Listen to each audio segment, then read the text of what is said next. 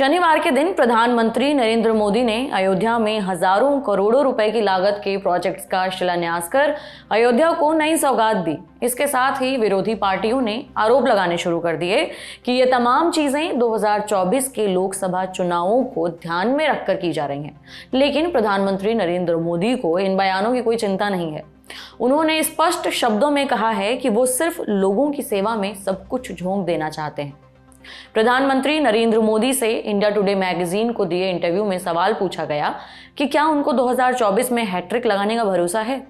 इस सवाल पर पीएम ने यह जवाब दिया, 2024 की बात करें तो मेरे हाथ में बस यही है कि लोगों की सेवा में अपना सब कुछ झोंक दूं। ये मैं पूरी ईमानदारी और प्रतिबद्धता से करने की कोशिश कर रहा हूं। उनसे यह भी पूछा गया कि कौन कौन से बड़े मुद्दे आगामी लोकसभा चुनाव को प्रभावित करेंगे।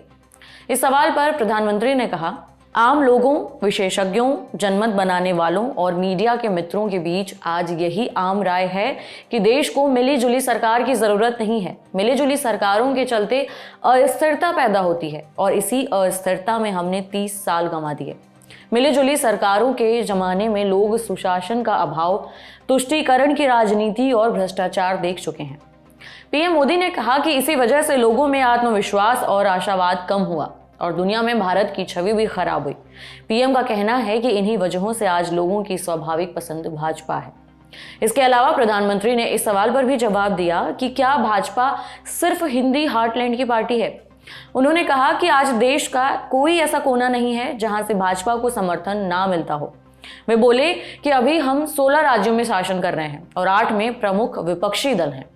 इसके अलावा पीएम मोदी ने मोदी की गारंटी वाले वादों पर भी बात की। प्रधानमंत्री नरेंद्र मोदी ने इसका जवाब दिया। वे बोले, मोदी की गारंटी कोई चुनाव जीतने का फॉर्मूला नहीं है, ये गरीब लोगों का भरोसा है। आज हर गरीब जानता है कि मोदी अपने कर्तव्य से पीछे नहीं हटेगा। गरीबों का यही भरोसा मुझे आगे बढ़ने की शक्ति देता है।